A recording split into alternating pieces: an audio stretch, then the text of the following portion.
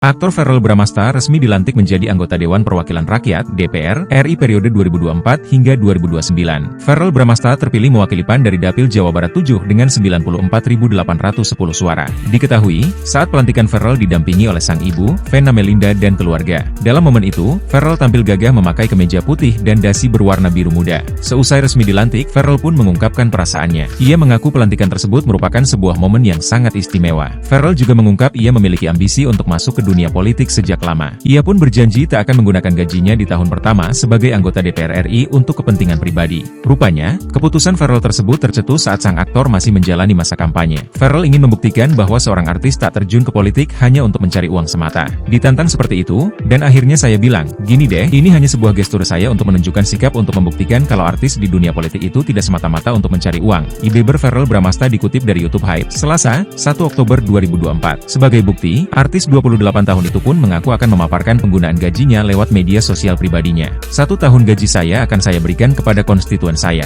dan itu adalah janji yang akan saya pegang juga. Itu semua akan saya paparkan secara transparan, bisa dilihat di media sosial saya. Jadi selama 1 tahun itu nanti gaji saya akan saya salurkan untuk membangun dapil saya di Jawa Barat 7, ditandas Verrel. Di sisi lain, Verrel mengaku tak akan memakai fasilitas negara yang ia dapatkan sebagai anggota DPR RI jika memang tak dibutuhkan. Ia mengaku sudah memiliki fasilitas pribadi yang mencukupi. Karenanya, Verrel mengaku tak akan memakai fasilitas yang diberikan negara jika tak membutuhkannya. Hingga kini, Verrel pun mengaku belum mengetahui fasilitas apa saja yang akan ia dapatkan setelah resmi dilantik menjadi anggota DPR RI. Saya malah belum tahu dapat fasilitas apa aja. Sampai saat ini juga belum dapat fasilitas apa-apa sih, tandas Verrel.